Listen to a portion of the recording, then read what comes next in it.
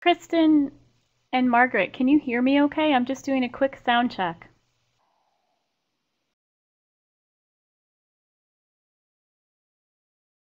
If you can hear me, type into the chat box.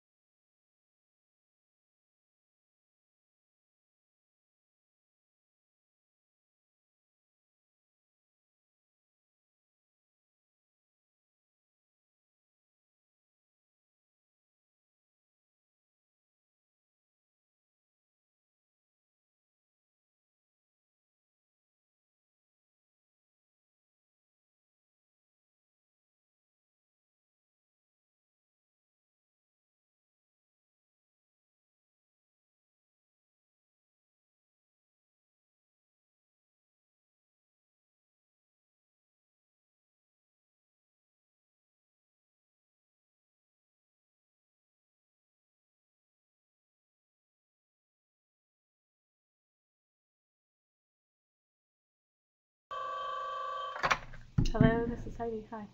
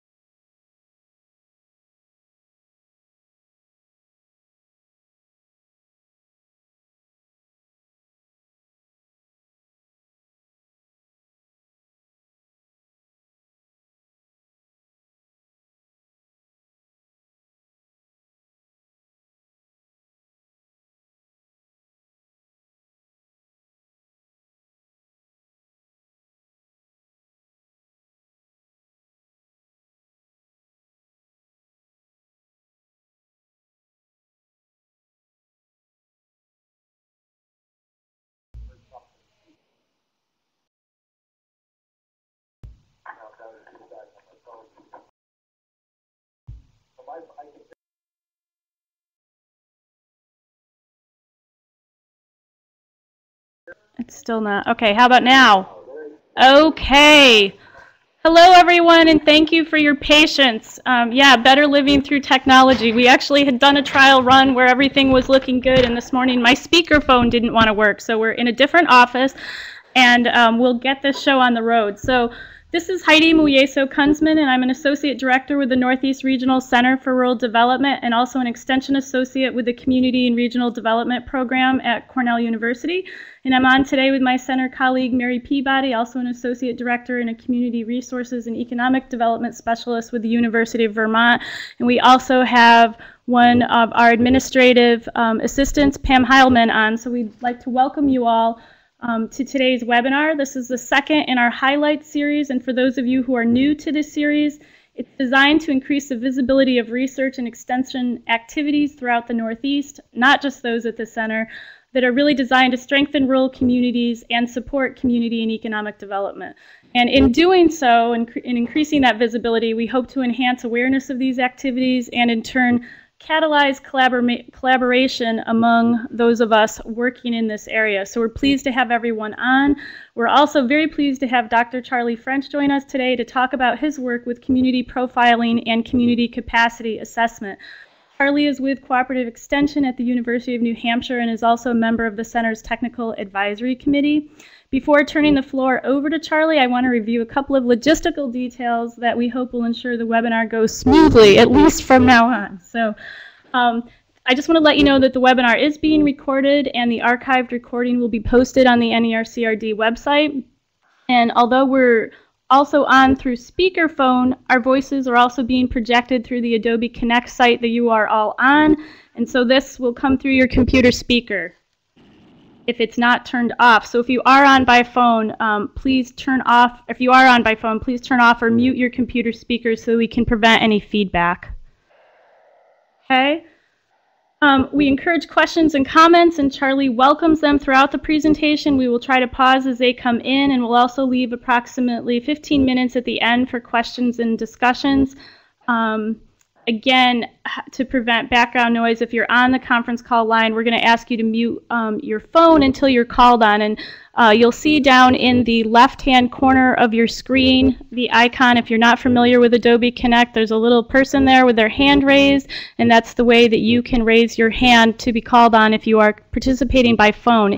If not, please feel free just to enter questions or comments as we go along in the chat box, and it looks like everybody is doing that. Mary asked you if you could type your email into the chat box. We'll appreciate it, and we'll use that to send you an evaluation of the webinar. And if you haven't yet, please do take the time now to type in your email. Okay. I think with that, does anybody have any questions at this point? Give it just a second. Make sure we're all on the same page. And with that, then, I'll turn this over to Charlie. If you have questions as we go along, both Mary and I are on to help you out. And I'm going to turn it over to Charlie at this point. He was sounding a little bit low when he came across. He's promised to try to talk loud and let us know how you're hearing. For some reason, the speaker is louder, but it's working. So give it a shot. Go ahead, Charlie.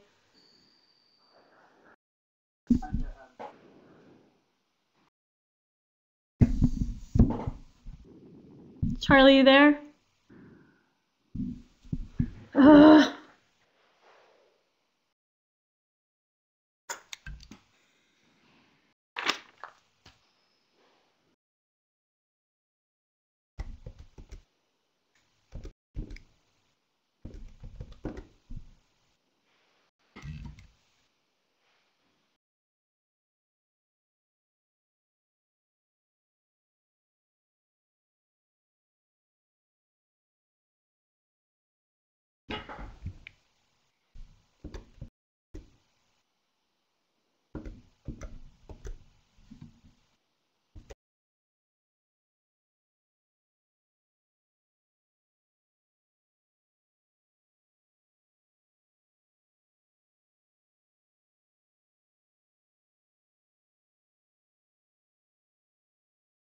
Charlie, are you there? Okay, I think we lost you for just a second. Let's try this one more time. Okay. Go ahead. Okay, well, thank you very much. Can everyone hear me? Maybe type into the box. I think you're going to have to come across a little louder, Charlie. Okay, I'll talk as loud as I can for this. I'd like to introduce myself. I know Heidi did. I'm a community and economic development specialist with UNH Cooperative Extension. I'm also a faculty member at UNH's Department of Natural Resources and the Environment. So I have like many of you, an appointment between teaching, research, and outreach. It can feel frenetic sometimes, as I can imagine you folks feel too. Today I'm going to be talking about the outcomes that have resulted from a program that we run at UNH called Profile. In essence, Community Profiles is a community visioning and action planning program that we've facilitated with UNH Cooperative Extension in over 70 communities across the state of Hampshire since the early 1990s. A sense of what I mean by a community visioning and action planning program. Our role in cooperative extension is essentially to work with civic leaders in communities who come to us requesting this program. Our work is to really get them organized, help them to market and promote an event, a two-day event, which is a forum that engages residents in the community to talk about what the current situation in the community is, where they've been in the past, talk about some of the issues and opportunities that they perceive in the community, and also to create a vision for what they'd like the community to be like 5, 10, or 20 years down the line. And the last part of the forum, the participants of this community profile forum actually create an action plan, how they're actually going to achieve this vision. Out of this forum usually emerge from anywhere from 4 to 6 what we call action committees, groups of citizens who've banded together to focus on particular topics or projects. Charlie, I think we just lost you again.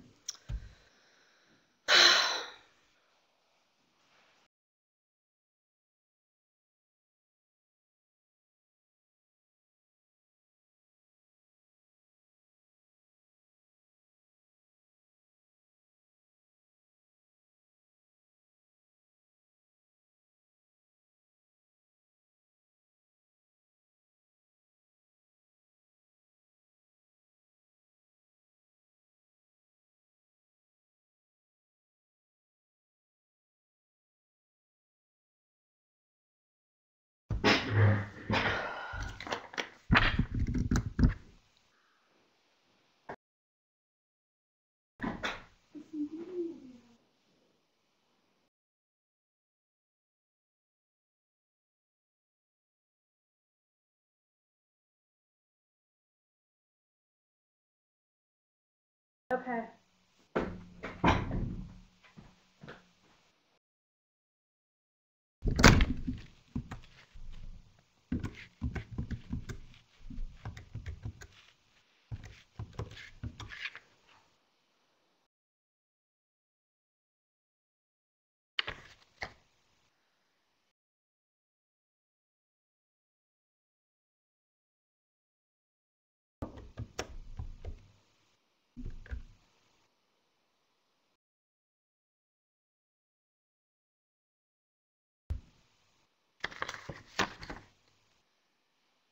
Charlie, I'm back. Listen, can you turn your phone up at all there?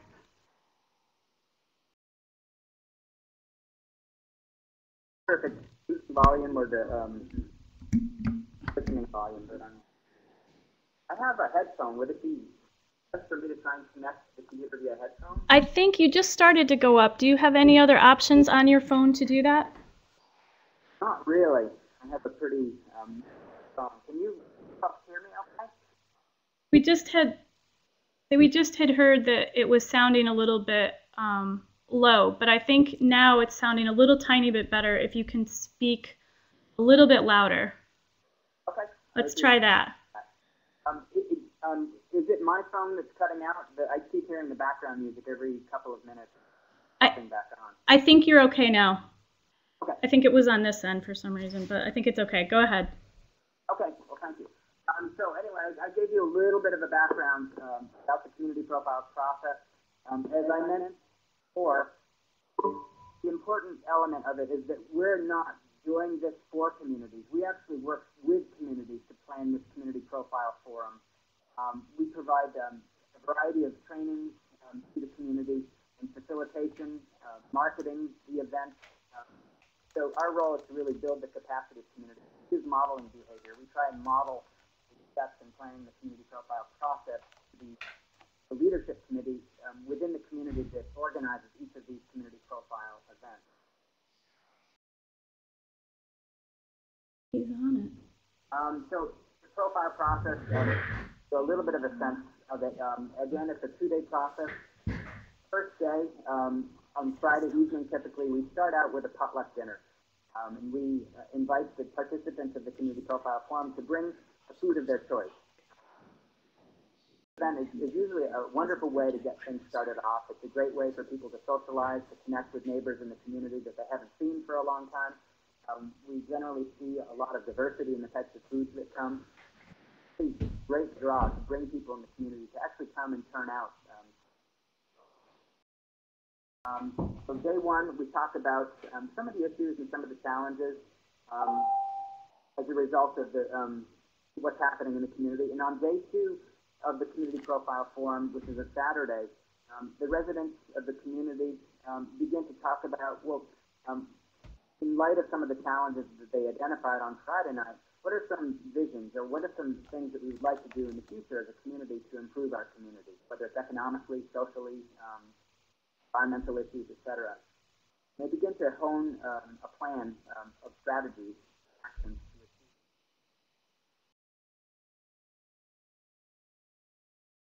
The profile process actually got started a little over 20 years ago. Governor Judd Gregg, who's now a senator, decided that there were a lot of pressures back in the late 80s that were exerting forces on New Hampshire. We were seeing a lot of development in the southern tier of New Hampshire. We were losing a lot of contiguous forests. We were seeing a lot of things that were changing the agricultural and natural landscape of New Hampshire. And so the notion came from Governor Gregg that we needed to do something in communities to begin to protect and preserve the assets that communities value. So he created a commission to see what the state of New Hampshire could do to support communities to preserve those attributes of New Hampshire. They came up with this process that they called the civic profile. And the civic profile is the predecessor to the community profile. It's based on some of the work that the National Civic League had done back in the 80s. The National Civic League actually consulted in creating this process for communities. And it was decided, they did about 10 pilot communities to try out this process and hone it down. And then after these 10 pilot communities were conducted, around 1990, I think, they decided to turn it over to cooperative extension.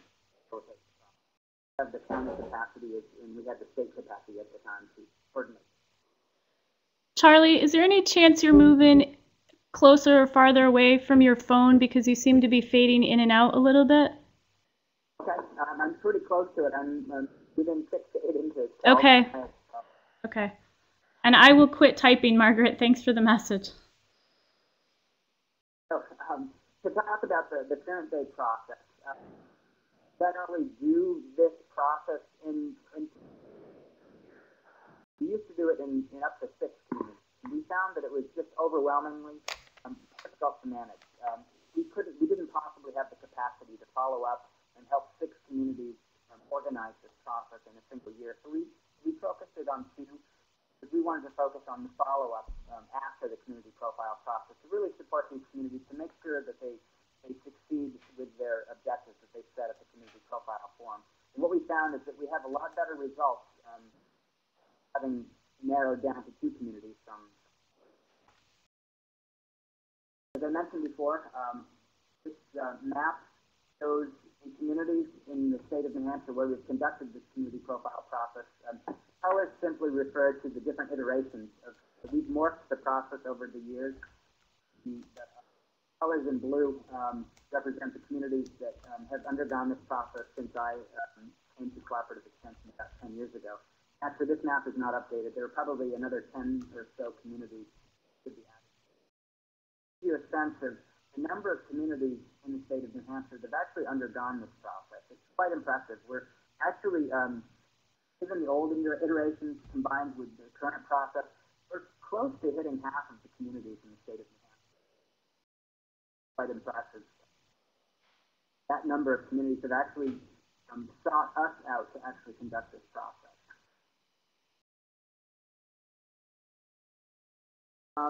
So, gist of this, what I'm going to be talking about today, we have done this process for, as I said before, 20 years, but we didn't really have a strong sense of what the outcomes were resulting from this process.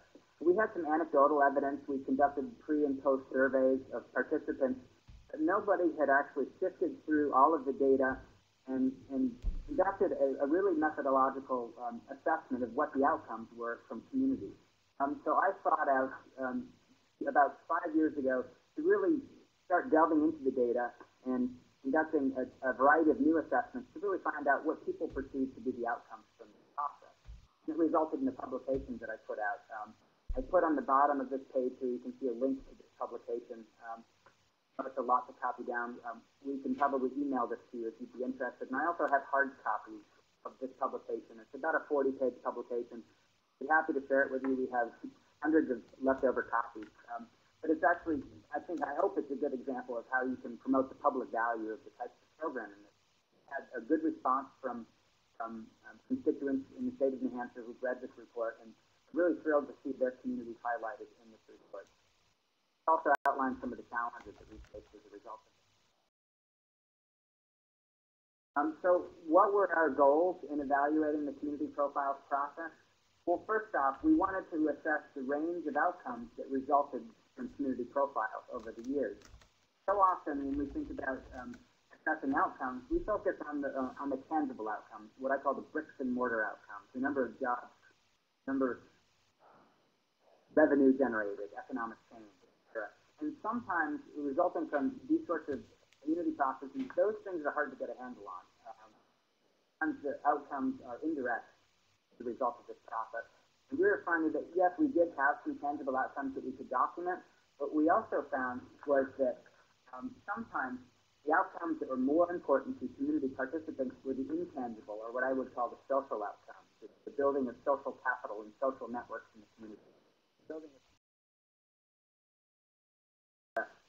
Found that communities oftentimes, anecdotally, we knew that communities oftentimes valued those sorts of outcomes as much, if not more, as the tangible outcomes. Second, we wanted to determine the types of projects that resulted from the community profiles process that would most likely to be sustained in the longer term, saying from 3 to 5 years out from the community profile process. Through our preliminary evaluation, we found that over half of the community profile action committees that were created as a result of the process really flopped after about 2 to 3 years, and sometimes even sooner than that. Actually, probably 1 year out, majority of, or half of the action committees that resulted disbanded. And some of this might be due to the fact that the action committees, many of them achieved what they had hoped to achieve, but some of them we knew really tackled things that were probably too large in scope for what they could actually manage, and others just simply lost interest over time. It was hard to keep the momentum going, and we wanted to sort of see, are there certain types of projects and activities that are more likely to be sustained over the long term? Charlie, did you see the question that we have from Margaret? I have not. When was the research design for impact assessment developed? Okay, so that's a multifaceted question. I'll get to the methodology about the research design, but bits and pieces of it had been, we had been conducting pre and post evaluations of the process itself for probably the past 15 years. So we don't have data going back to the beginning of the program. We also had been regularly conducting interviews with participants as well as steering committee members of the community profile process for the past 10 years. So we had all this data, but we hadn't actually sifted through it. Nobody had actually taken a look at this data. collecting data for 15 years, and I'll elaborate in a minute on the methodology. So another goal was to determine what success means to communities. Sometimes we find as community development professionals that what we define as success doesn't necessarily translate to what communities define as success. We wanted to get a handle on that from the community's perspective. And lastly, and I think most importantly, we wanted to know what challenges and what barriers there were in actually implementing a successful process. One of those barriers being that the lack of follow-through from us, cooperative extension. We just didn't have the capacity to address the needs of all of the action committees.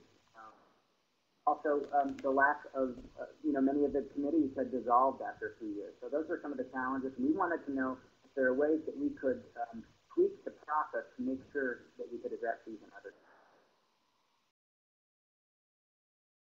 Getting to the methods for how we actually conducted this assessment. As I mentioned before, after each community profile, we conduct what we call a post-process evaluation. It's really asking for people's feedback, participants' feedback about the process itself. Were they satisfied with the process? Were the issues that came up as a result of the process, of issues that they felt were of relevance and salience to the community? And it was a relatively short survey that we conduct after the process. But we've had, to date, I think we've had 2,000 or 3,000 surveys in our database. This report that I'm going to present to you only documents about 1,200 of those. We still have quite a bit of data about how people feel about the process itself. The community profile reports themselves. After each community profile, we draft a report which really documents what happened in each of the discussion groups that occurred during the process, as well as what the goals and objectives of each of the action committees that resulted from the process were. We use these goals and objectives that were set as sort of a benchmarking tool. We use that as the basis for looking at measuring change over time post-profile if they've actually achieved their objectives.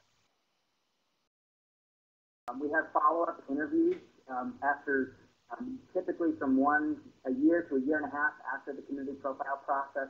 We interview members of the steering committee for each of the community profiles because they tend to have the best sense of what the outcomes were. But we also target some the heads of the different action committees to see what outcomes their action committees have actually achieved and gained traction. A labor-intensive process.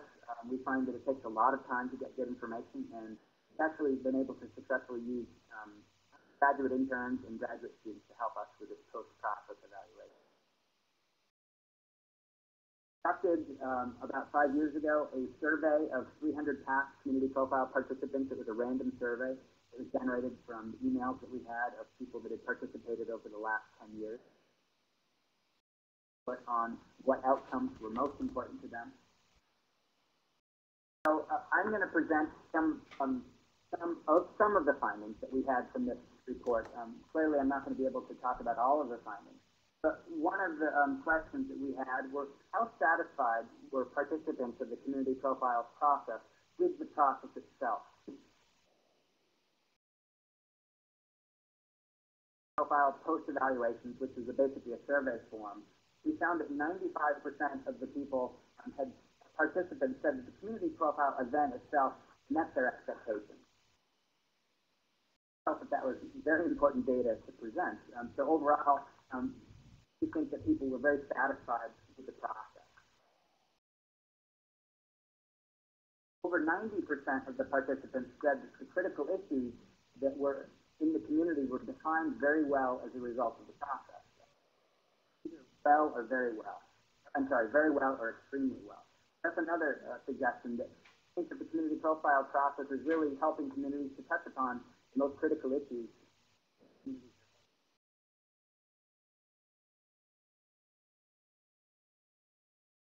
One issue that came up from our interviews, the area of dissatisfaction, as well as from the post-community profile evaluation, was that many people were very dissatisfied with the lack of attendance at community profiles. Now, there was a lot of variability in the number of people that participated in community profiles, and I'll talk about this why some communities tend to get more participants, other communities tend to get fewer participants as a result of this process.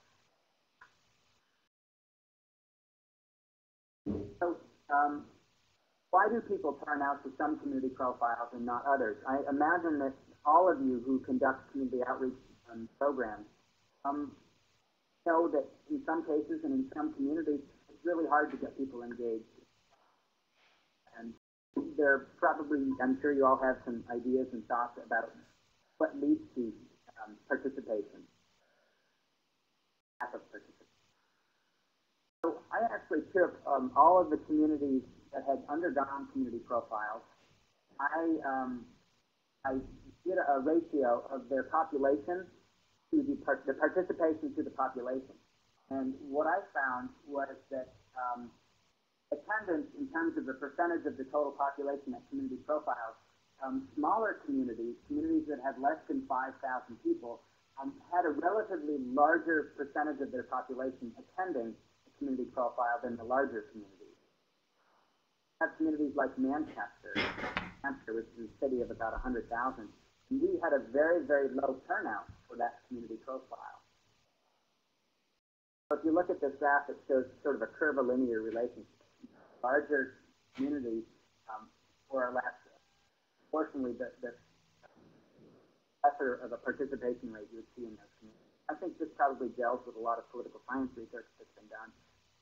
But our question was, why is it that smaller communities in New Hampshire tend to have the highest participation rates? If you look at this chart, we had several communities that actually had close to, in one community, over 20% of the community participated in this community profile.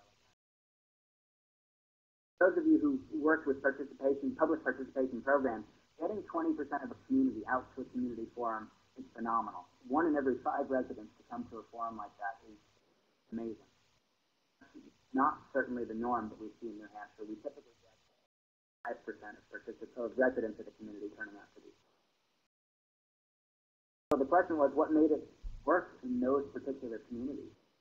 I think there are a couple of things that, in the context of New Hampshire, may contribute. In New Hampshire, we're used to a town meeting form of government. That is that major decisions in communities, as presented through warrant articles, are actually decided through a town meeting process. People convene, typically in March, and discuss the warrant articles, and it's a community sort of consensus, community decision whether or not to move forward these warrant articles. So the smaller towns in New Hampshire are much more used to having town meeting form of government in terms of how decisions are made. Communities that are larger than 5,000, most of them in New Hampshire have turned to what they call SB2, Senate Bill 2. It's a referendum form of government. So go to the polls and make decisions rather than find that communities that are used to the town meeting form of government are much more used to coming out to forums like the community profile, and it's part of their nature. Also, thinking about some of Robert Putnam's research on social capital, going back to other scholars, that smaller communities tend to have what's higher level of what's called bonding capital, the social capital, very tightly knit communities. Stronger interpersonal relations, more likely to know other people in the community, or a larger percentage of other people in the community. So what I'm saying here is that I think that this process is probably more conducive to smaller communities. And Mary, you asked the question, have others found similar participation findings? I have seen anecdotal findings on participation. Norm Walter put out a book about 10 years ago called Community Visioning, a book which is going to be updated this year. Has been identified as a challenge. I don't know if anyone has actually identified reasons why some communities tend to get higher participation than others. I'm theorizing as to what I see in New Hampshire as some possible reasons. Getting to Mary's point, the idea that small communities are more used to meeting in this form, that may be one of many, many factors. As Mary has indicated too, I've had mixed results. Even for some smaller communities that do have town meeting form of government, many have had poor participation rates. So it's the reasons and the factors are probably a lot deeper than the ones that I outlined. Another factor has to do with leadership. Some communities oftentimes have a challenge in having that emergent leadership that can take lead in these sorts of functions. Without leadership, we often find that communities are hard to mobilize the base of the community.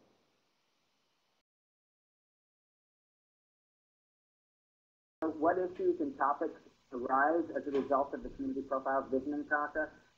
We took the community profiles report and looking specifically at the objectives, the action committees that formed as a result of it. And we did a qualitative analysis and we did some coding to figure out which themes popped out. Types of themes that were most commonly addressed as a result of the profiles, or action committees that formed around them. The media and communications shifted to the top.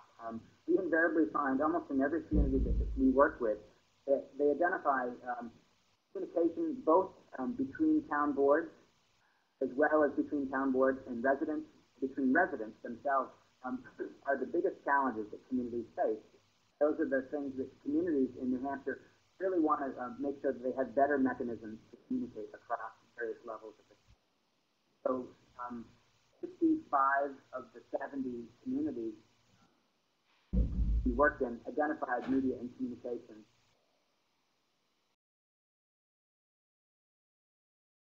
Charlie, are you there? Yes, can you hear me? Okay, yeah, you just started to fade out a little. Okay. Public utilities, services, transportation, safety, etc. Those kind of got lumped into, those are sort of the hard infrastructure type projects. Those kind of got lumped into one category. But those tend to pop up.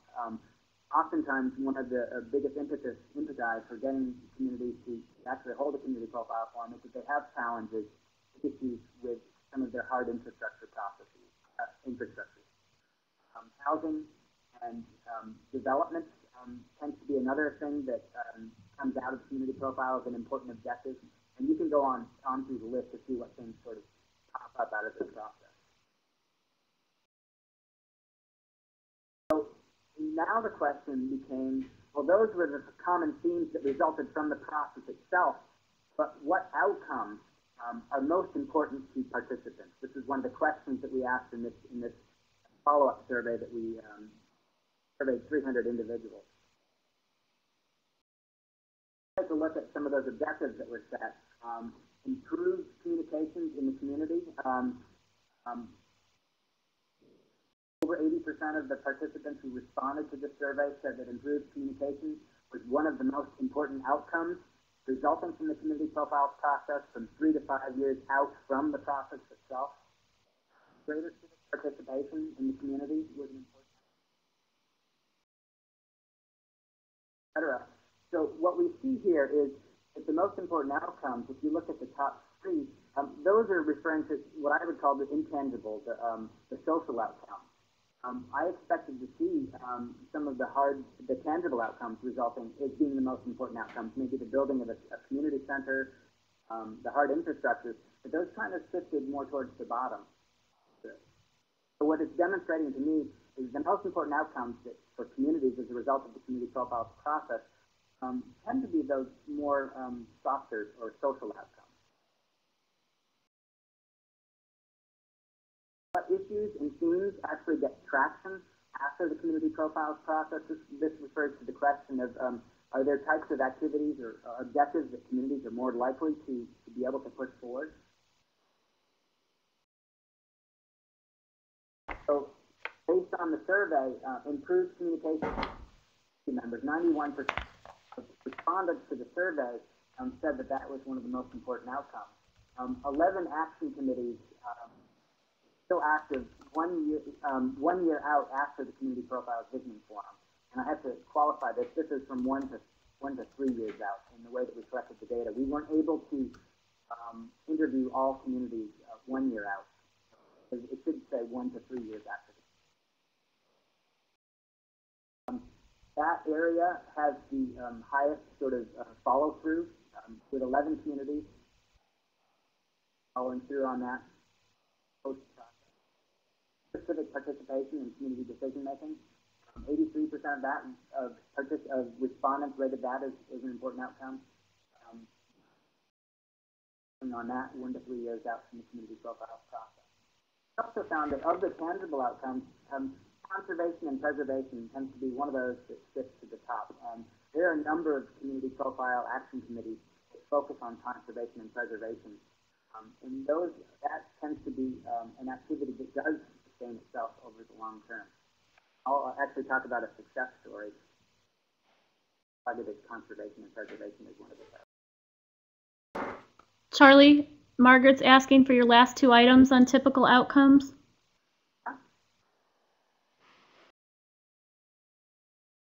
I think she's asking you to repeat the last 2 items on typical outcomes.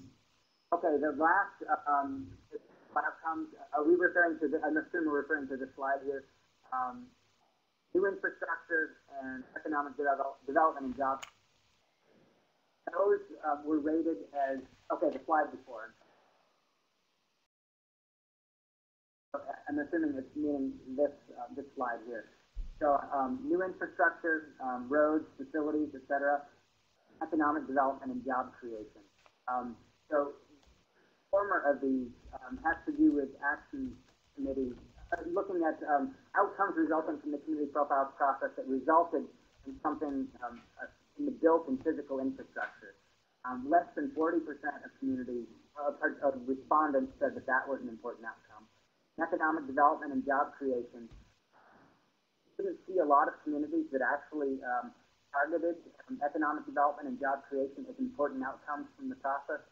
Perhaps because, based on anecdotally on interviews, a lot of communities felt that when we think about it from a civic standpoint, they felt that this was something out of their control. So about 20% felt that that was an important outcome.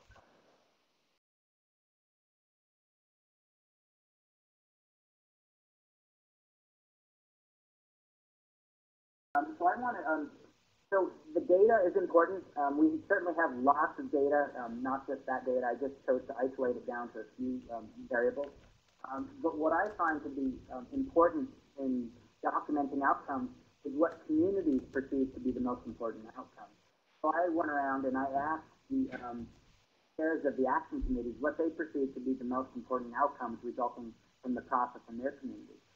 And I'll talk about one particular community. Many of you may have been to it, Jackson, New Hampshire. It's sort of a cross-country skiing mecca in New Hampshire, a beautiful town. That happens to be one of the communities where over 20% of the population actually turned out to this community profile. It was phenomenal. 100 people participate out of a community of 1,500, which blew us away. We weren't expecting that many people. A lot of people theorize that Jackson has a lot of retirees, seniors. Perhaps they have a lot more time on their hands. It tends to be an engaged and active community. In spite of the fact that they had a lot of public engagement in this community profile forum, there was not a lot of municipal engagement. Even though the members of the town council had sort of signed off on this process, we always try to get sanction or blessing from the town, from the municipal officials before we conduct this process. Make sure that we're not contradicting or going against some of the goals and objectives of the town. We want to include the town, the municipalities in the process. So even though they signed on to this process, a couple of the and anecdotally, when we interviewed people, what we heard was that many members of the town council perceived this process as a threat to the status quo. There were some things that members of the town council were really trying to push forward in the community, and they were worried about town creating a backlash or maybe dissenting and disagreeing with what the goals and priorities were being pushed forward. So many say that this really threatens the status quo of the and whether that's true or not, it's hard to say. But what we do know is that no member of the town council actually turned out to the community profile process. And so, interestingly enough, one of the outcomes that resulted from the process was that several members of the community said that there's just not enough communication and transparency between the town council and the community. And there's no mechanism for the town council to actually identify what the community's goals were. So several of the members, they formed an action committee to really address this issue. And increasing transparency in the municipal officials in the town, they weren't able to make headway. So 3 of the members of the steering committee decided to run for town council. I think the council had all 3 were elected, and the old town council members were ousted. Members started to implement new ways of engaging the public in decision-making processes. Newsletters held a series of forums, regular forums in the community to build that transparency. In our interviews revealed that the community felt good about these new open channels between the community and an outcome resulting from the community profile process.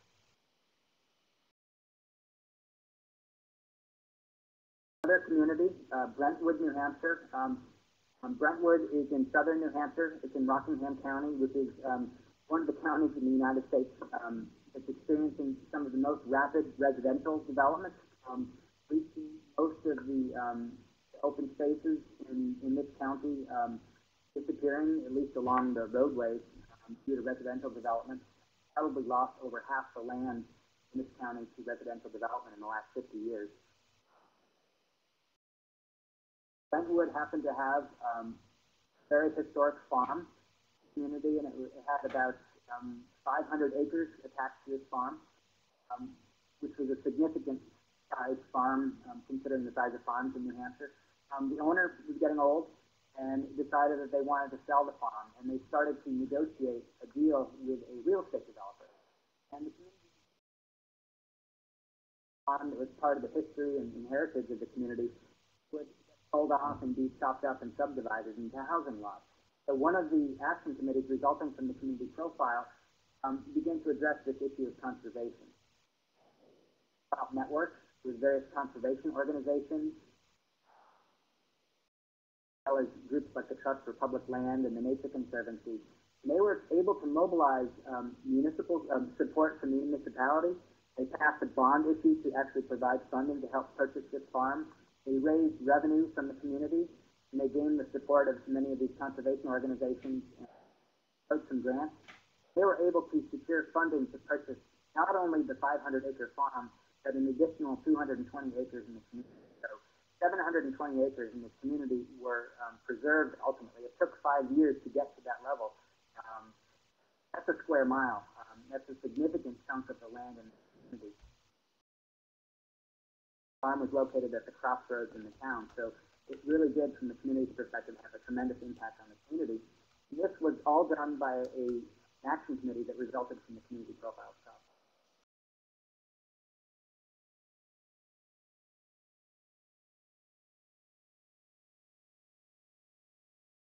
Another community, Landaff, New Hampshire, very small community in northern New Hampshire. They used to have town meeting form of government, and they switched to what I had mentioned before, the SB2, the referendum form of government. And key members lamented about long past times when communities used to make decisions based on community consensus and coming together to discuss and talk through the issues. And today, or at least when we conducted this profile, they lamented that there were really no opportunities for the community members to come together, no celebrations and no ways for people to connect with their neighbors, and they felt like they were losing touch. And people were felt like they didn't know what was going on in the community as a result of that.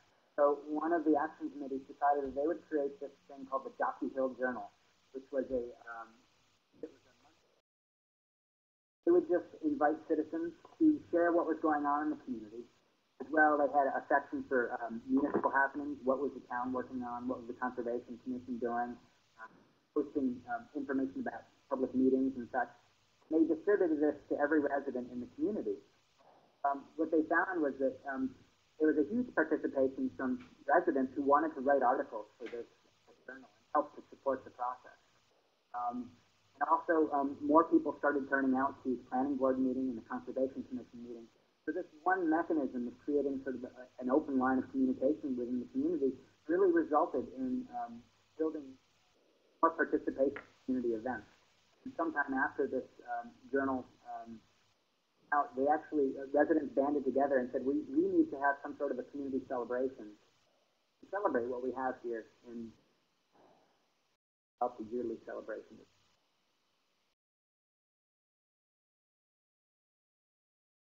A question earlier, folks asked if I would be able to share the protocols for the process that we use, the methodology for collecting it. I'd be happy to do that. After coming out in Norm Walder's new book of Community Visioning, really outlines some of the methodology.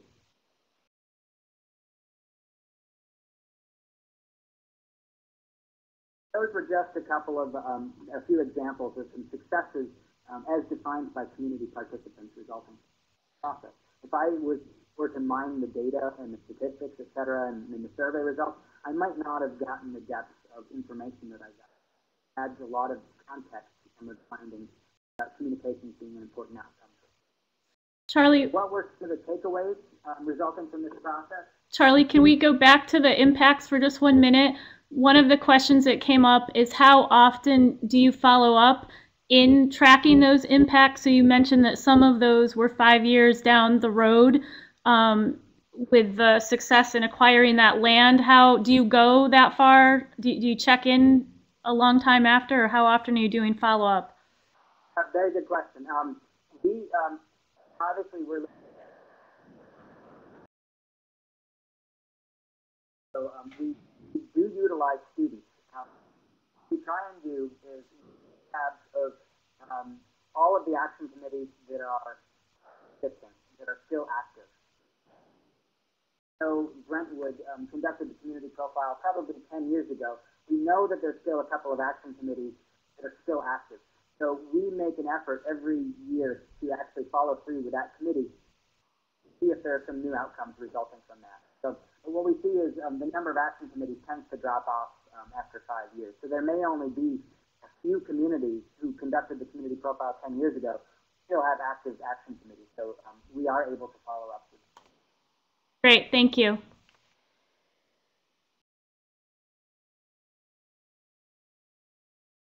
So one of the outcomes that I came out of this process with, or this intangible outcomes, are more important to individuals than the tangible bricks and mortar outcomes. Building leadership capacity, new leaders emerging in the community and taking on leadership roles, strengthening of social networks in the community, opening of new lines of communication. These outcomes are very important. Overlook those when we start to evaluate such processes. Capacity to plan, implement, and follow through with visioning programs has to be considered. We've had some failures. We've had community profile towns that really did not result in much in the way of action. And when we started to trace that back, we found that leadership capacity was really one of the stumbling blocks for communities. So we do a better job of making sure that communities have the leadership in place prior to the community profile process before moving. To benchmark communities' progress with their stated objectives from the visioning process. Their objectives that were stated are really, they're the benchmarks that we evaluate many of the outcomes. And you have a baseline that you can.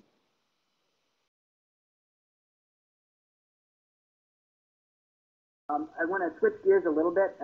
Recently, we've developed about 5 years ago, we developed a tool that I was hoping would be informative and helpful to the community profile process. We wanted to be able to benchmark changes in communities' capacity in a variety of basic community functions pre and post community profiles. So we developed an online survey instrument that we have every steering committee who is about to conduct a community profile actually take prior to the community profile, and then we re-administer it 5 years after the community profile process. And it's a web-based tool, and I'll just quickly flip through to show you what it looks like. Basically, we have 6 areas in this community capacity assessment.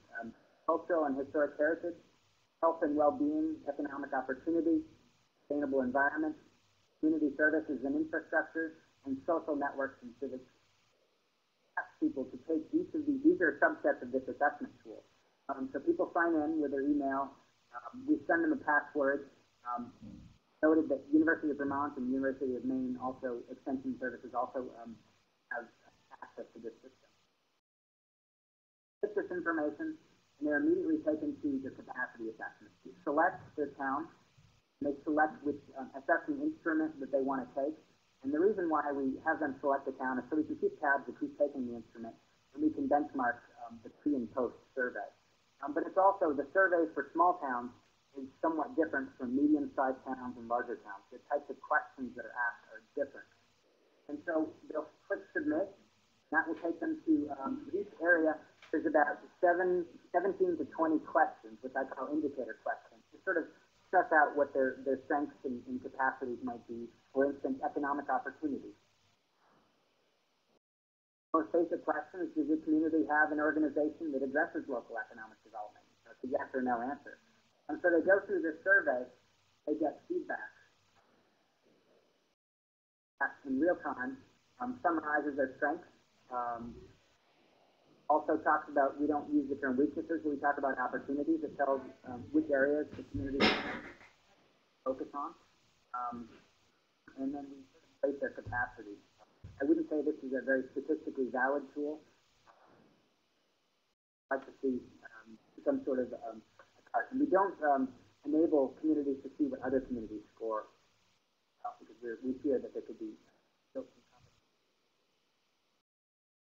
Charlie, you faded out there. You said you feel that there can be some competition. Yes. We worry that if we allowed communities to see the capacity of other communities, to use this as a comparison tool, that we might create some animosity, and people might also boost their scores a little bit so that they perform better. This is for, I'm not sure how helpful this rating communities' capacity is. It's something that communities like to see, so we've kept it in there, but I'm not sure really how helpful it is or how valid it is. What's really important are documenting and what the strengths and opportunities are. So I wanted to close with some further resources. Norm Walzer in 1996 created that publication called Community Strategic Vision Program. This publication is going to be updated in winter of 2011, but it talks about some of the challenges of community visioning, evaluation techniques, and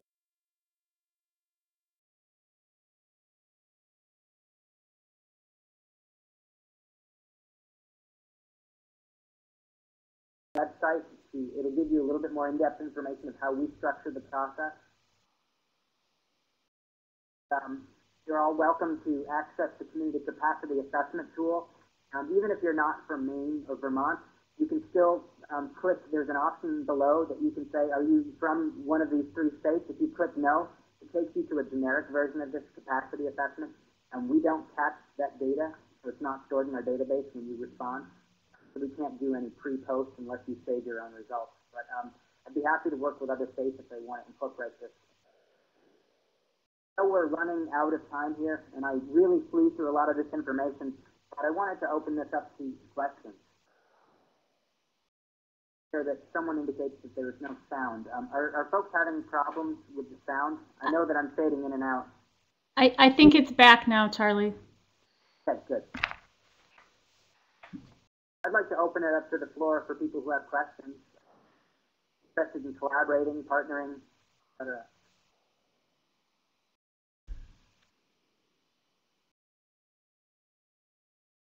Has anybody else used the community capacity assessment before? We have in New York, at least in terms of sharing it with some of our community members through the Community Regional Development Institute at some of our trainings. When we talk about community capacity building, we've shared it with some training participants, and there's been real interest in thinking that it sounded like a really helpful tool just in terms of assessing where a community is and where they might want to go. I'm just curious if anybody else has used it.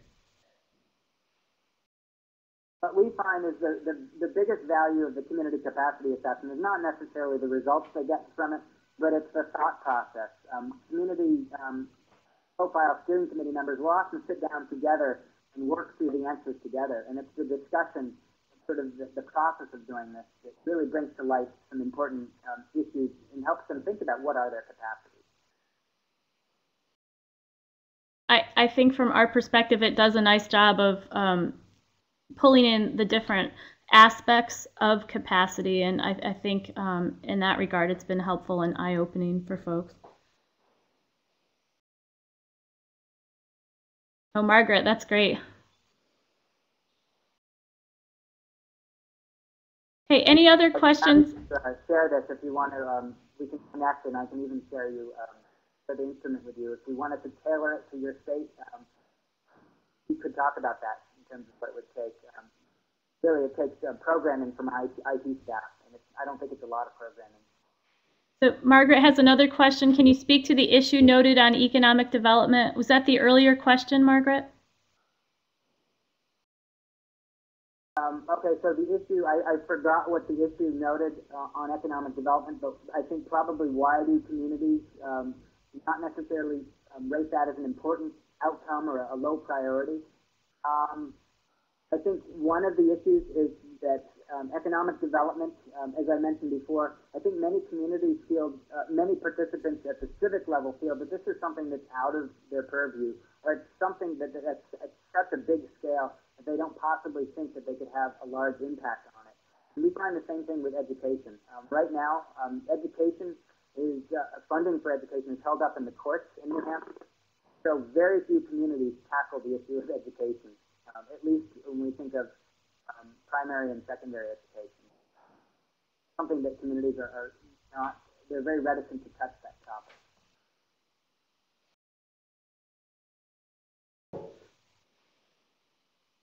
Okay, any other questions or comments? If not, I'm going to close because I have 11:30. So on behalf of all of the folks at the center, we want to thank you again for joining us today, and thank Charlie very much for joining us. I do want to apologize for the sound. Charlie and I did do a trial run and didn't have these issues, so I'm not exactly sure what was happening, but I appreciate you bearing with us, and we will check the recording. If it is not any more audible, we'll possibly, if we can rope Charlie into it, ask him to do it again to be recorded online for the archive. So I just want to remind you that we'll be back again on November 12th, and that time we'll be talking with Dr. Stefan Tubin with the University of Maryland Eastern Shore, and he's going to share his work with the Small Farms program there. Again, that's on the 12th at the same time, 10:30 to 11:30. And you know, we have several upcoming webinars in the series already filled slots, but we're certainly looking to showcase the work of others throughout the region. So if you have something that you would like to share that supports community economic development in rural areas throughout the Northeast, please let us know and we can pull you into this too. Again, we want to get the word out about the great work that's going on and help build awareness that we can facilitate collaboration across the region. So thank you again for staying with us, and have a great day. We'll end the meeting now.